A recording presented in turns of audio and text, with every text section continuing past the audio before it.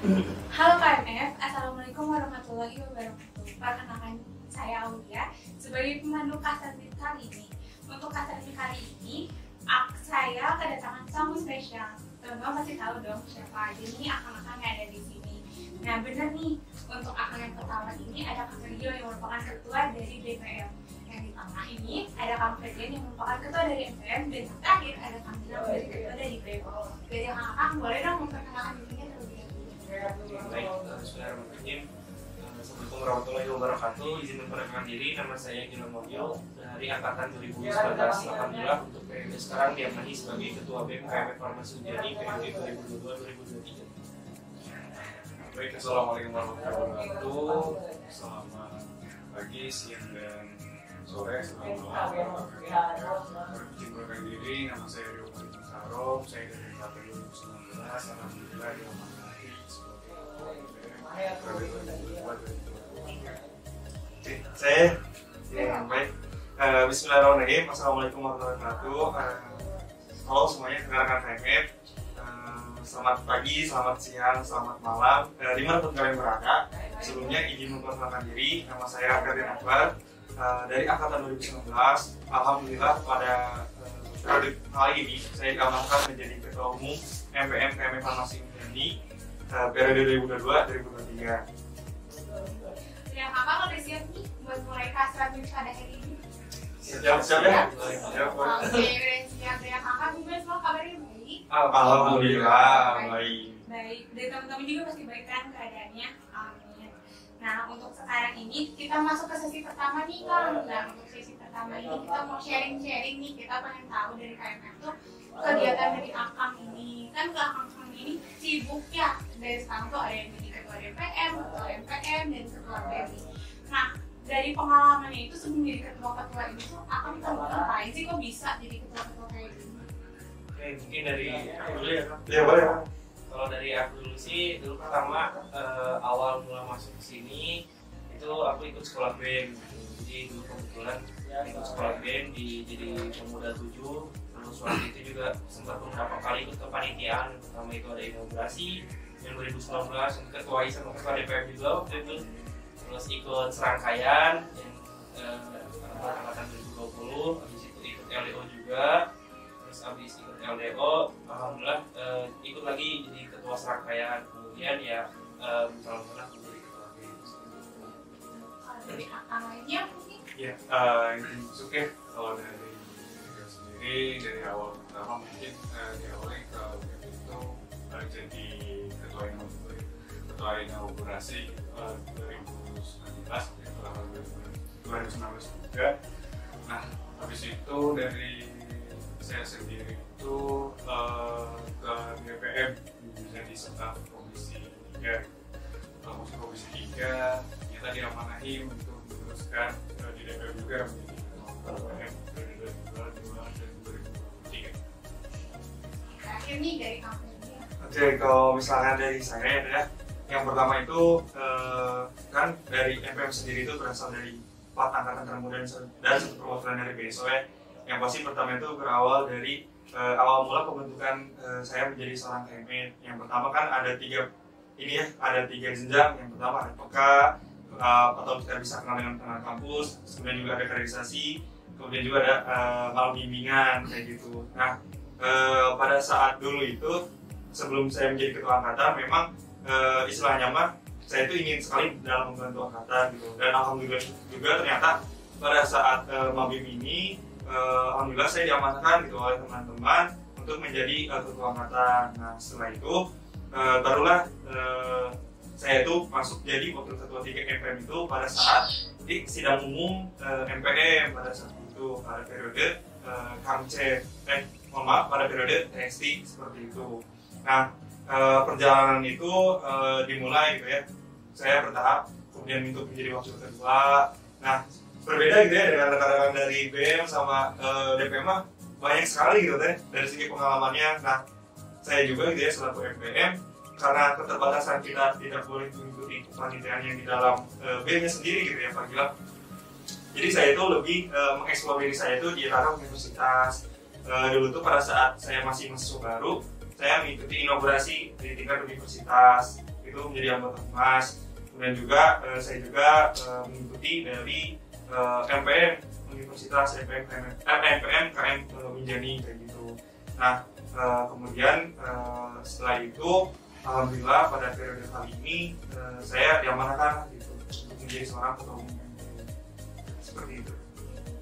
Nah, kan akang ini pasti sibuk dong ya, apalagi sekarang kan di jurusannya farmasi yang terkenal banget nih sama pusing gitu kan, memang susah gitu. Nah, gimana sih cara akang tuh mengatur dari non akademik sama akademiknya, kan pasti kayak ada dong bentrok gitu kan. Nah, itu gimana sih kan cara ngaturnya biar dua-duanya tuh jalan gitu? Oke, perihal gimana sih cara kita nyimbangin antara akademik sama non akademik ya? Kalau misalnya sebenarnya teman-teman udah pernah denger lah gitu, ada namanya manajemen waktu gitu, dan juga di situ nanti outputnya adalah ke skala prioritas. Kita menentukan dari kuadran gitu, mana yang penting dan urgent, mana yang penting tidak urgent, atau mungkin urgent tapi tidak penting gitu. Nah di situ kita lihat aja gitu, dari misalnya contoh hari ini kita ada tugas nih, deadline-nya malam ini gitu. Terus misalnya kita ada tugas juga buat organisasi tapi deadline-nya besok gitu. Kita kan tahu dua-duanya sama-sama penting, tapi urgent yang mana? Ya, berarti kan urgentnya akademik karena deadline-nya hari ini. Ya, jadi kita kerjakan hal itu tersebut gitu, baru nanti tugas ke organisasinya kayak gitu. Terus kalau ini menurut pandangan saya pribadi ya, sebenarnya teman-teman tuh tahu kok gitu cara mengolah waktu menurut teman-teman gitu, karena yang paling tahu kekurangan kelebihan dari teman-teman ya teman-teman sendiri gitu. Berarti tinggal gimana caranya kita memanage waktu itu gitu. Gitu. Kalau buat metode ya pasti teman-teman banyak lah referensinya gitu sih. Ya itu maksudnya kalau dari saya sendiri juga dari Mas Galang juga udah ada beberapa gitu ya. Cuma kalau dari versi saya mungkin untuk pertama itu ketika emang harus bisa memilih waktu ya, pertama itu diawali dengan sepagi mungkin ataupun seawal mungkin gitu, ketika kita memang selalu tidur gitu. Dan mungkin bagi yang beragama Islam langsung melaksanakan sholat subuh gitu. Terus kita juga kan nantinya kan ada gitu kegiatan yang sekiranya udah kita rancang gitu, udah kita rancang, udah di skala prioritasin juga. Kalau dari segi aku sendiri, dari untuk membantu waktu juga dari segi prioritas dan juga mana yang urgent mana yang enggak, sambil menetapkan juga terkait 3 deadline lah.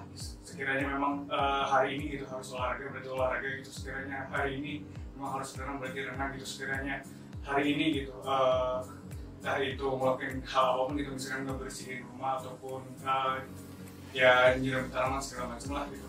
Salah satu contoh prioritasnya itu seperti itu ataupun deadline-nya.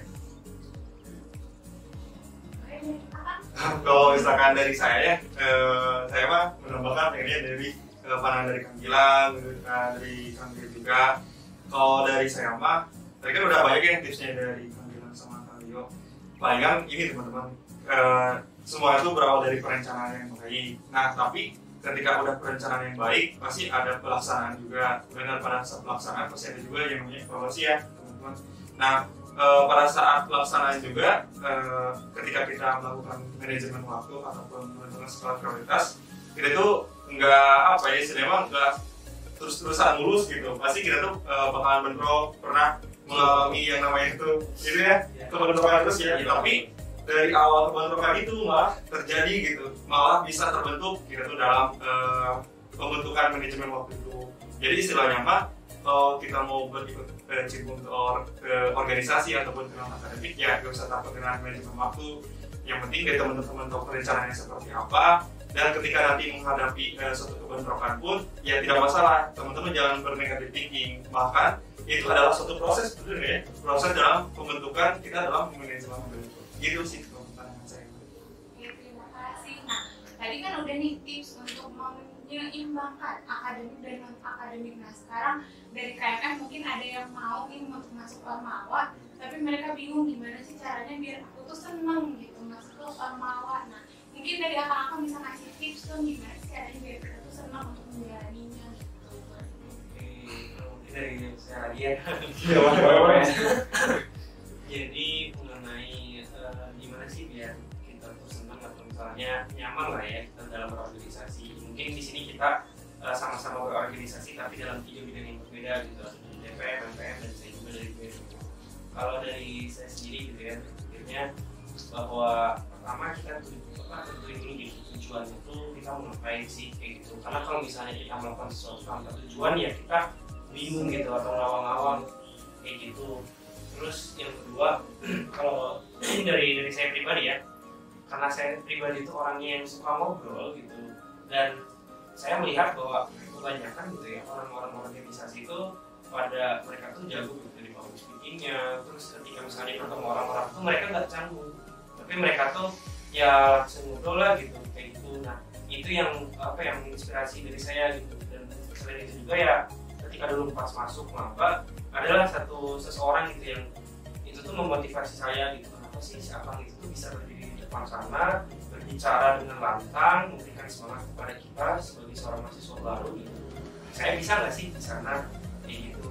Mulai dari situ dulu gitu. Ketika misalnya kita udah tahu, oh mulai dari tujuannya, terus apa sih yang menginspirasi dari kita gitu, ya kita coba buat tentuin kira-kira yang cocok mana nih gitu. Apakah kita masuk BEM, DPM, atau MPM.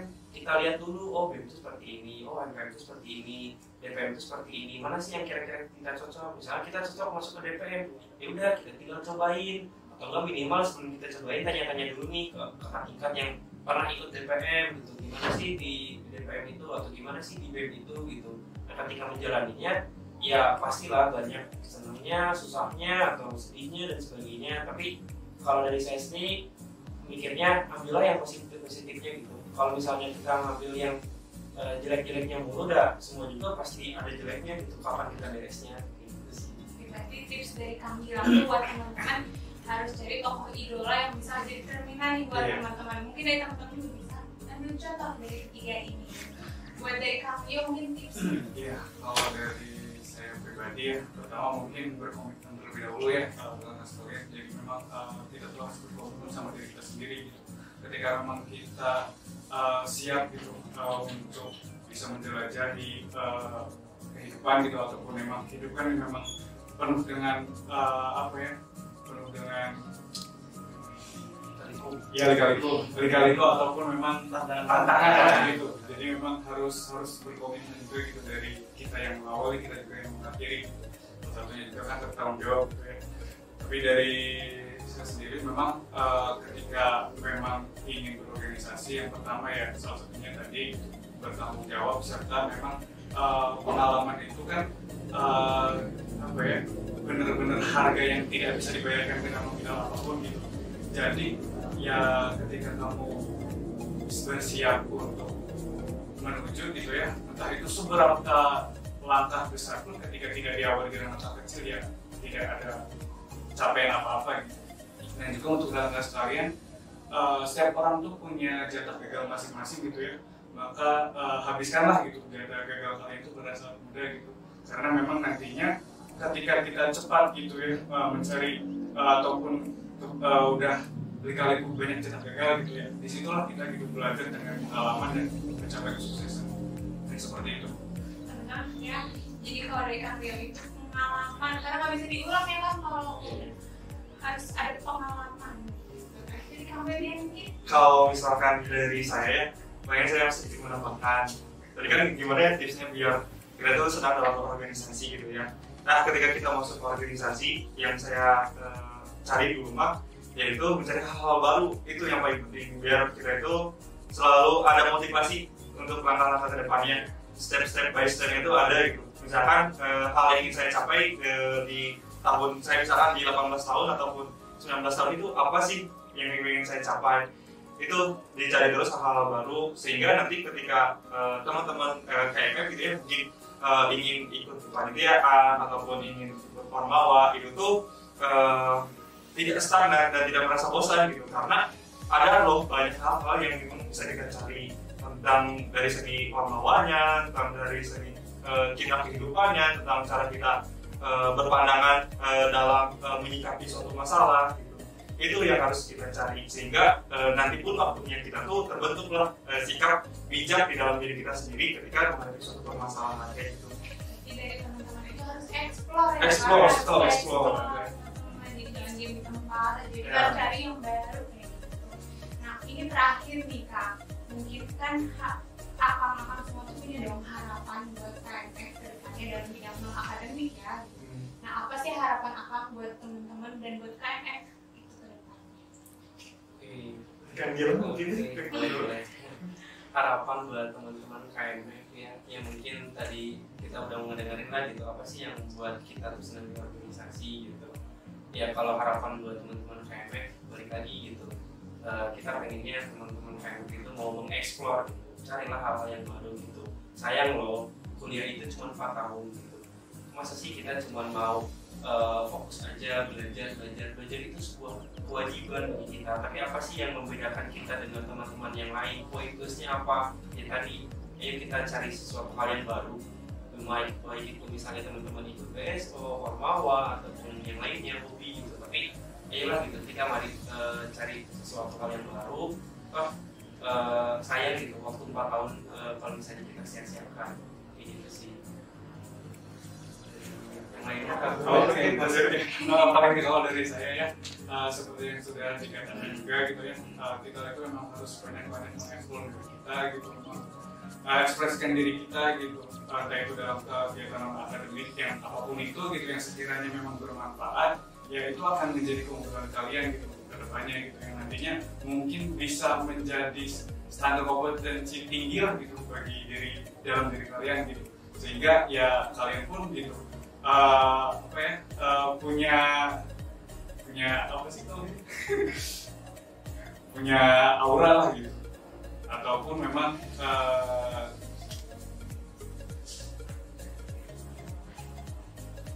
punya rasa kebanggaan tersendiri. Iya, rasa kebanggaan tersendiri.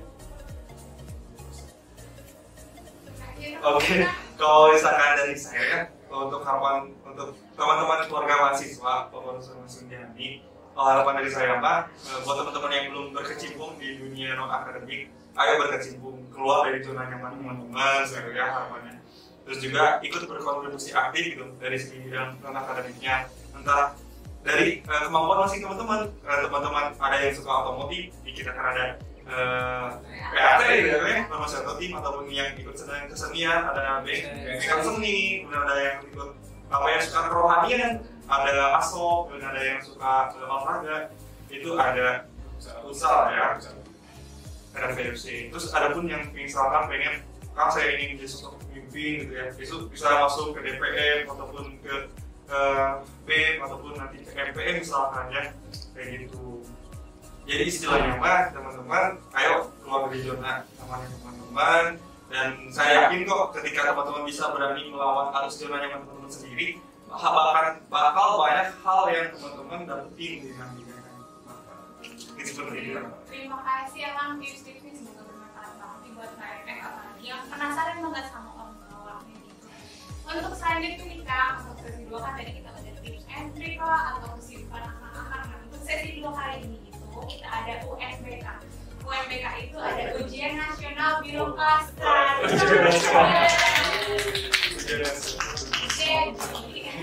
Jadi untuk UNBK ini tuh ada pertanyaan rebutan. Ada 2 pertanyaan, yang pertama itu benar salah dan yang kedua itu soal rebutan. Jadi nanti dari akak-akak tuh bisa rebutan gitu untuk menjawabnya. Yang pertama itu ada benar salah, yang kedua itu ada excite. Pertanyaan pertama, Indonesia merupakan negara yang telah berganti presiden sebanyak 8 kali. Benar atau salah? Apa ya? Kang Ferdian. Benar. Salah. Benar tuh. Kan ada nih ya. Perusahaan Monton merupakan perusahaan Mobile Legends. Benar atau salah? Kang Ferdian. Benar. Betul. Yeay. Pertanyaan selanjutnya, Sistem Satuan Internasional telah menetapkan Celcius sebagai satuan untuk besaran suhu. Benar atau salah? Salah. Betul. Selanjutnya, alat yang digunakan untuk mengamati benda atau makhluk hidup yang sangat kecil adalah mikroskop. Benar atau salah? Kang Gilang. Benar. Betul. Selanjutnya, planet yang berada di urutan terakhir adalah Uranus. Benar atau salah? Salah. Salah. Betul. Selanjutnya, benar atau salah jika warna kuning dicampurkan dengan warna biru akan menghasilkan warna hijau? Kamila. Betul. Selanjutnya, nama kegiatan bulanan di Biro Kasrat yang berisi kajian analisis disebut kanal Kasrat. Benar atau salah? Kak Ferdian. Salah. Yang KMF terbentuk pada bulan apa? Kang Rio. KMF ya? Februari. Betul. Selanjutnya, apa isi dari Tridharma Perguruan Tinggi? Kang Ferdian. Yang pertama pendidikan dan pengajaran, yang kedua adalah pendidikan dan pengembangan, yang ketiga adalah pengabdian masyarakat. Betul. Selanjutnya, apa warna PDH Farmasi Unjani dan kapan digunakannya? Kang Gilang. Warna kuning pada tanggal 9 dan setiap hari Senin. Betul. Selanjutnya, apa lambang dari farmasi? Kang Gilang. Ular dan cawan. Betul. Selanjutnya, apa arti dan makna dari peran fungsi mahasiswa agent of change? Kang Ferdian. Agen perubahan. Makna atau arti? Makna ya? Boleh. Siapakah rektor kita saat ini? Kang Ferdian.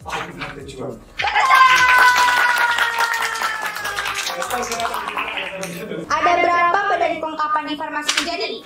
Kang Ferdian. Ada 4, ada yang pertama MPN, kemudian DPN, kemudian ada BEM, kemudian ada satu lagi BSO. Betul.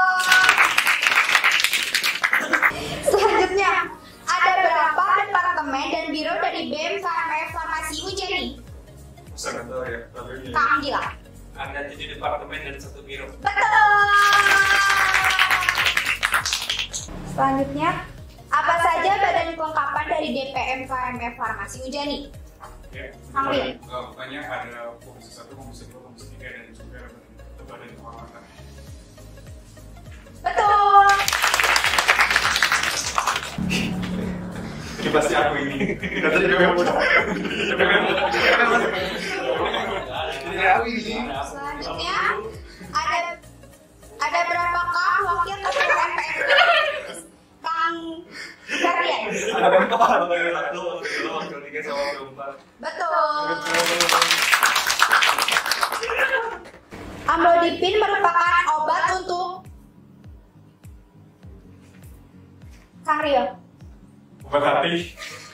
Kang Rio. Hipertensi. Ya.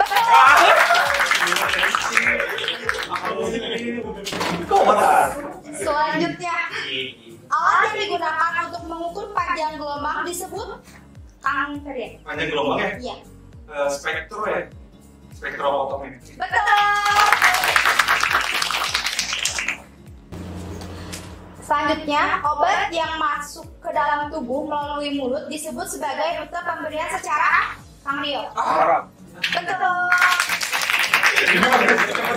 Selanjutnya, paracetamol merupakan obat Kang Rio. Menurunkan panas. Betul. Selanjutnya, golongan obat yang digunakan sebagai antimikroba disebut sebagai golongan obat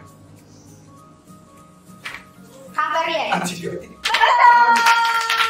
Selanjutnya, rumus kimia dari asam klorida disebut Kang Gilang. Betul. Oke, untuk tadi sesi 2 itu NBK dari ketiga ketua. Ada dari BEM itu ada 11. Dari DPM ada 3 poin. Dan dari MPM ada 9 poin.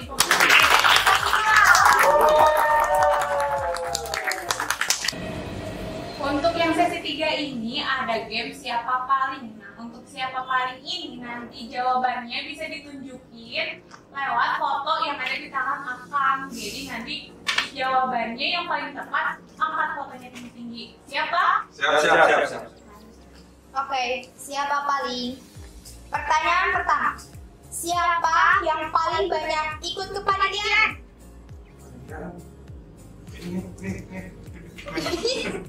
Kang Gilang. Kompak ya. Yang kedua, siapa yang pembawanya paling karismatik?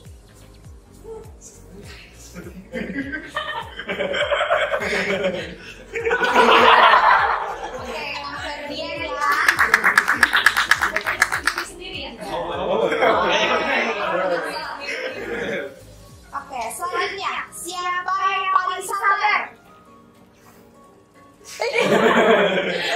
Mario. Selanjutnya, siapa yang paling cerewet?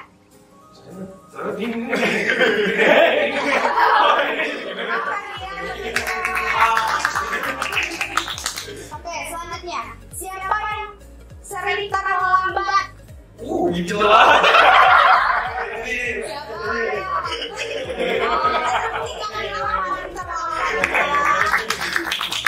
Oke, selanjutnya siapa yang paling receh? Oke, kami yang ternyata receh banget. Siapa yang paling terkenal? Jelas ini. Jelas. Kang Gilang ya. Siapa yang paling suka pedas? Siapa yang suka pedas ya? Ya. Mana suka potato? Yang suka pedas ini tuh masih kategori rendah. Yang suka potato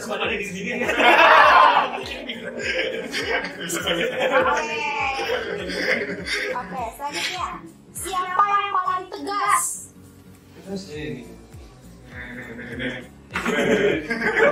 Oh, Pak Ferdian lebih tegas ya.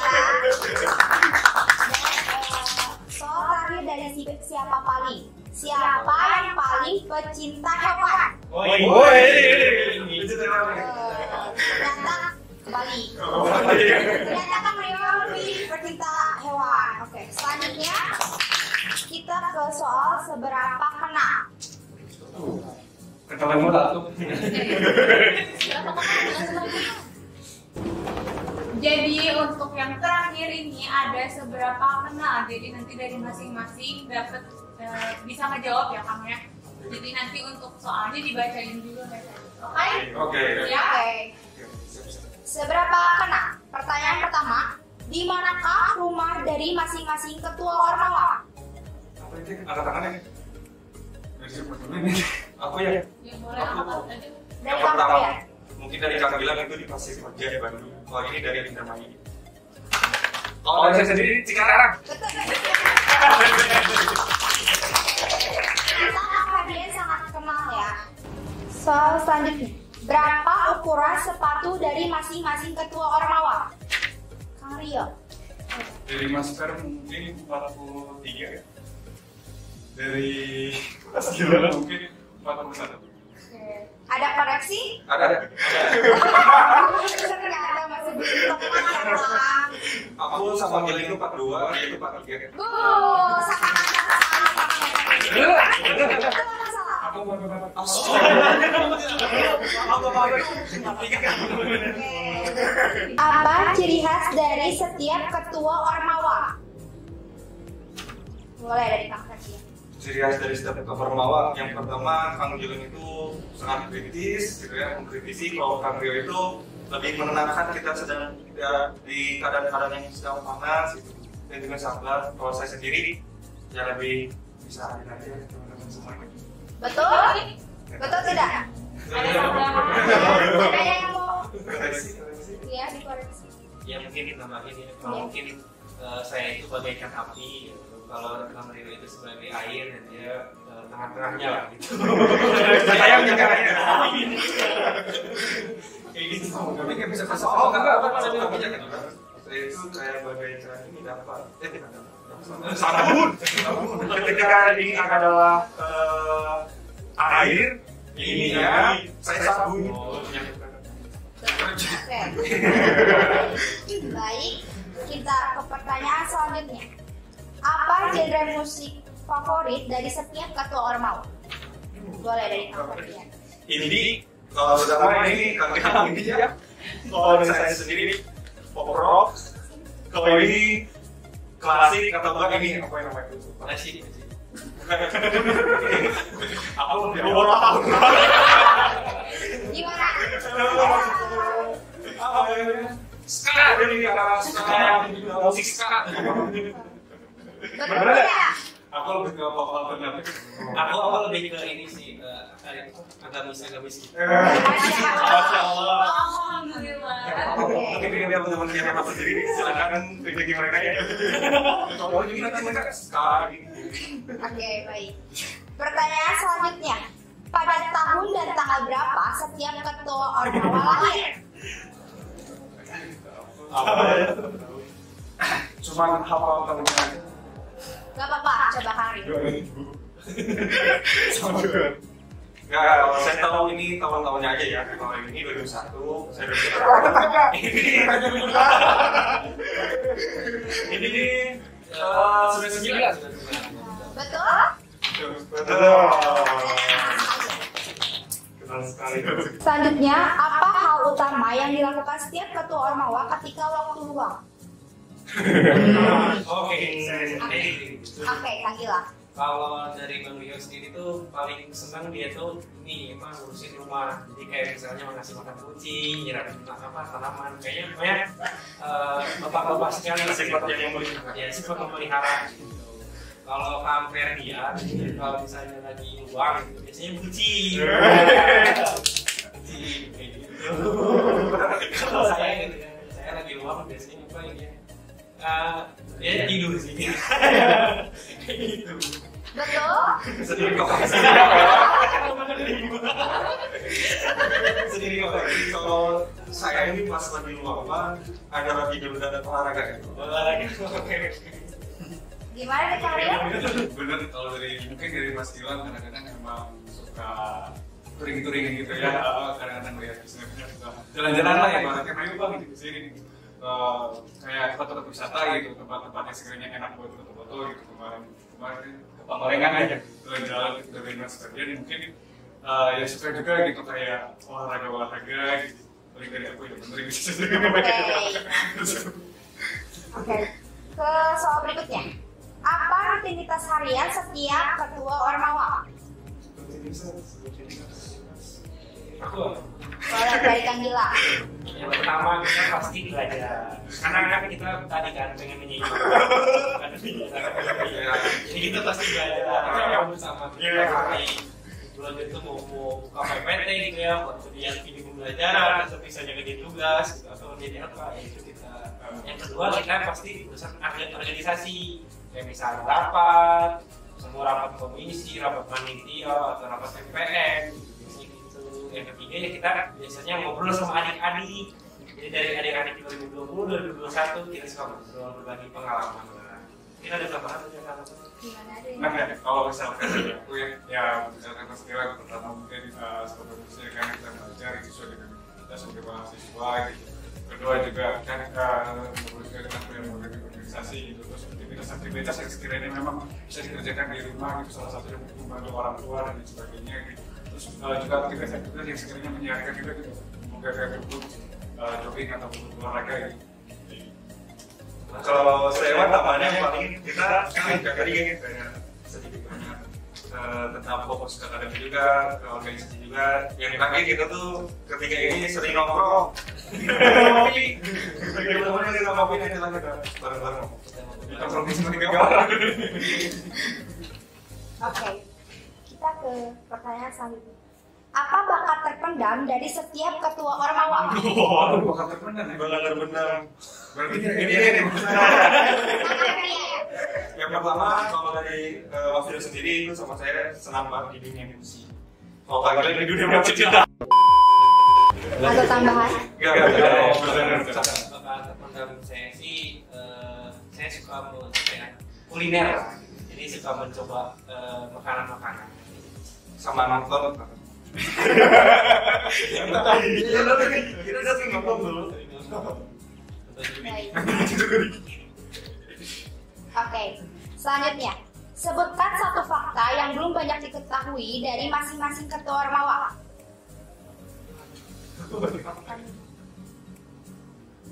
Fakta. Cuma si Cica yang sosok.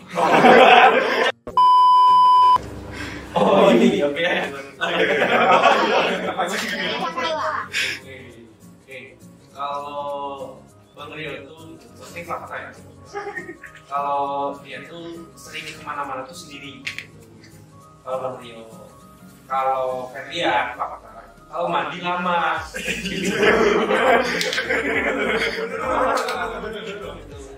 Ya menurut sepakat kamu. Udah gitu. Kalau dari saya sih itu tadi bangun dia lama.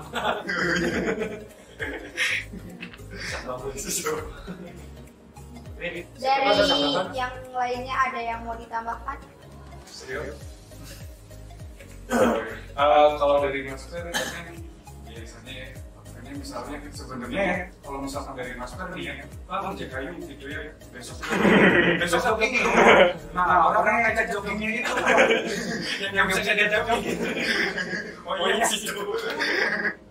Itu Mas. Kalau dari aku sendiri ya, kalau dari aku sendiri yang pertama dari kamu itu yang pertama orang yang suka menyendiri, sadar yang suka menyendiri itu fakta. Suka menyendiri karena suka healing sendiri gitu kan, nggak ngajak-ngajak itu fakta mas serius. Kalau bilang ini faktanya nih, faktanya ya.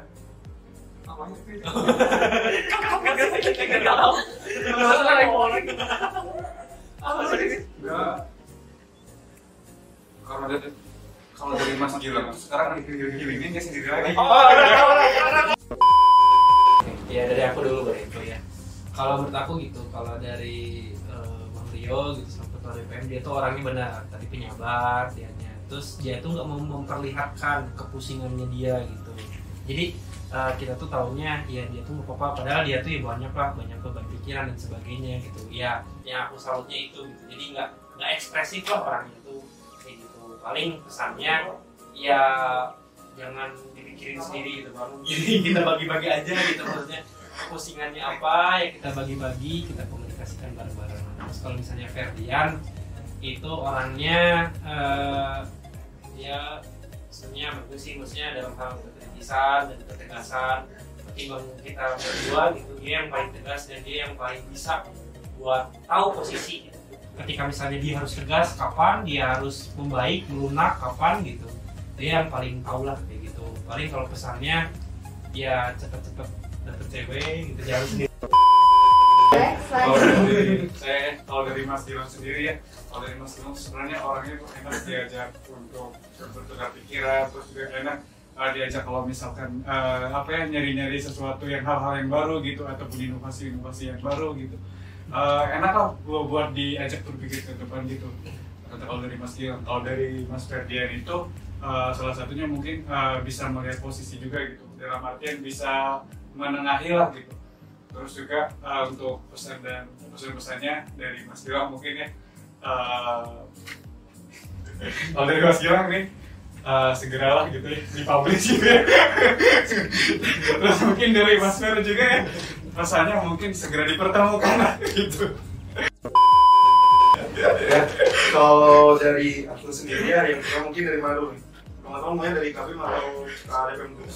Kita dari KDPM dulu ya. Berarti teman-teman di sini nggak ini ya? Lalu dari KPM mau dari mana dulu? KPM atau KDPM? KPM. Oke. Dari KPM dulu, mungkin kalau dari Kang Gilang ya, kalau dari yang saya pernah dijalani ketika dalam berproses bersama gitu ya. Dari Kang Gilang ini kesannya itu dia sangat bagus itu dalam memilih suatu istilahnya progresan apa yang akan dia laksanakan gitu. Terus kemudian juga dia bisa berpikir jangka panjang juga gitu, jangka panjangnya kayak gimana, terus apa yang harus kita lakukan untuk bareng-bareng istilahnya untuk berusaha membangkitkan kembali atau memperbaharui atau menginovasikan kembali gitu di organisasi kita. Mungkin kesannya untuk Kang Gilang gitu ya, ketika pusing Anda jangan cerewet gitu, santai kita kalau Bang Geo mungkin kalau dari Bang Geo itu yang pertama mungkin kesan yang saya rasakan gitu ya, dari dulu. Yang pertama dia itu orangnya penyabar sekali teman-teman, penyabar sekali. Ketika menghadapi suatu permasalahan atau apapun sangat sabar gitu. Dan dia juga orangnya istilahnya mah bisa memberikan saya saran juga ketika memang saya tuh udah salah di jalur saya gitu. Itu bisa meluruskan kembali saya gitu. Terus untuk kesannya Bang Rio mungkinnya cepat segera menikah gitu. Jadi kita kan pesannya segera tulis, segera menikah. Ya, terima kasih. Oke, sekian Nikam dari kelas terapi. Seru nggak? Seru ya. Terima kasih Nikam udah bersedia hadir di kelas terapi. Sama-sama. Berkesan buat aman-amannya semua. Dan buat KMM semuanya, jangan lupa juga di follow dari Instagramnya dari BEM KM Farmasi Rinjani. Segitu deh Kang, mungkin ada kita salam dulu ya sebelum penutupan. Atau mau quotes dulu kan? Dari Kang Gilang, Kang Rio. Ya, kalau motivasi dari saya untuk melawan suatu arus yang besar butuh keberanian yang besar. Dan yang terakhir dari saya, tetap hadapi suatu permasalahan itu dengan lugas dan jalani dengan ikhlas.